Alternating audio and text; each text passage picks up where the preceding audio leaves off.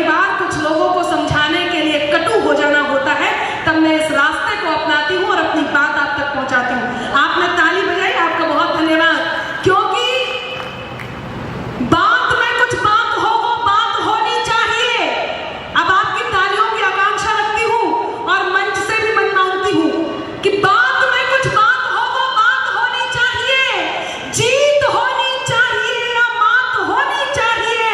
और पीठ पीछे कुछ भी कहना तो बहुत आसान है, सामने से कह सको औकात होनी चाहिए।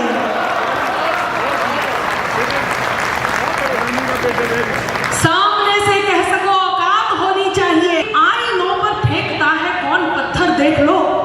आईनों पर फेंकता है कौन पत्थर, देख लो। है विशैला देश में अब कौन शासन, देख लो। और बातियों तक बीन लेकर बाद में जाना कभी। यदि आपको समझ में आया तो चौथी पंक्ति पर आपका मन मिलेगा कि बातियों तक बीन लेकर बाद में जाना कभी। पहले अपनी आस्तीनों को झटक कर देख लो कि बातियों तक बीन लेकर बाद में जाना कभी। पहले अपनी आस्तीनों को झटक कर देख लो। मैं पंक्तियां निवेदित करती हूँ, आप लोग बहुत मन दे रहे हैं, तब 4 पंक्तियां इस पावन मंच से आप तक पहुंचाती हूँ, जो इन दिनों की मेरी बहुत पसंदीदा पंक्तियां हैं। ऐसे में एक रामायण की छोटी सी कहानी मैं आपके बीच रखती हूँ। क्या आप सब सुनने के लिए तैयार हैं? यदि हैं तो एक बार ताली बजाकर मुझे आदर्शित करें, मैं आप तक पहुंचाती हूँ। बहुत मन की बात करने जा रही हूँ, सुनिएगा।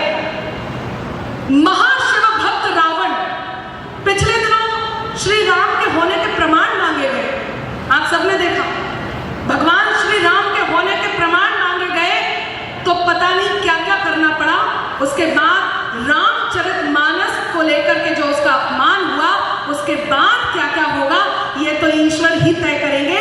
लेकिन जब भगवान श्री राम के होने के प्रमाण मांगे गए तो आप सबने देखा कि देश में क्या हुआ। यदि याद नहीं तो मैं 4 पंक्तियां पहुंचाती हूं और आपका मन मांगती हूं, सुनेगा कि त्राही तुम पर टूट न जाए, त्राण समय ने मांग लिया। भगवान श्री राम के होने के प्रमाण मांगे गए तो क्या हुआ कि त्राही तुम पर टूट न जाए, त्राण समय ने मांग लिया। रावण वध के लिए राम का बाण समय ने मांग लिया। रावण वध के लिए राम का बाण समय ने मांग लिया। मांग रहे थे कल तक जोहा प्रमाण राम के होने का। मांग रहे थे कल तक जोहा प्रमाण राम के होने का। उनसे उनके ही होने का प्रमाण समय ने मांग लिया। उनसे उनके पहुंची है बात। मेरे साथ कहें जय जय श्री राम, जय जय श्री राम, जय श्री राम। क्या शानदार सुन रहे हैं,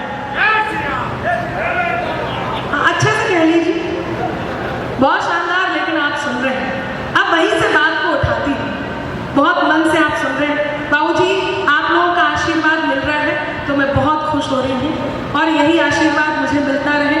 वरना मैं एक बात बताती हूँ, पिछले दिनों अभी आदरणीय गजेंद्र जी बता रहे थे, जब सब सत्र चलता है तो वहाँ के क्या क्या एक्सपीरियंस होते हैं, अनुभव साझा कर रहे थे। मैं सत्र का एक अनुभव साझा करती हूँ। जब वो पिछले दिनों संसद सत्र हुआ तो रेणुका चौधरी जी की हंसी को देख करके मोदी जी ने एक टिप्पणी कर दी। याद है ना आप लोगों को? याद है? मोदी जी ने रेणुका चौधरी जी की हंसी को देख करके कहा, आज बरसों बाद मुझे रामायण की याद आ गई। तो कांग्रेसी बोले, मोदी जी ने रेणुका चौधरी जी की हंसी की तुलना सूर्पनखा से की है, मोदी जी को माफी मांगनी होगी। तो मोदी जी बोले, मैं तो रेणुका चौधरी जी की हंसी की तुलना माता सीता से कर रहा था।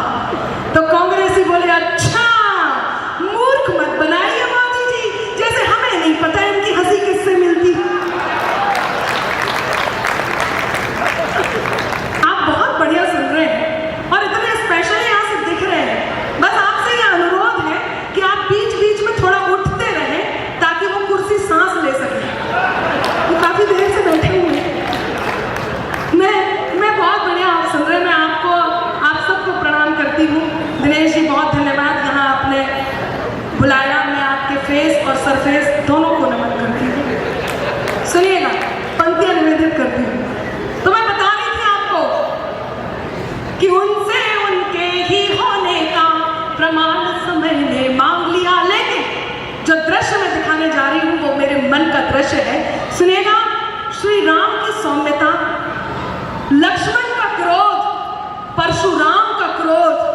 और ऐसे में महाशिव भक्त रावण, महाविद्वान रावण, वो परम शिव भक्त रावण जो अपने ही शिव जी का धनुष नहीं उठा पाते, क्या कारण रहा होगा?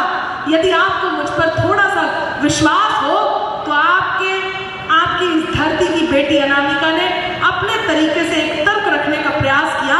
क्या कारण हुआ होगा कि रावण वो धनुष नहीं उठा पाए? मैं मेरी दृष्टि आपके बीच रखती हूँ, आपका मन मानती हूँ, सुनिए।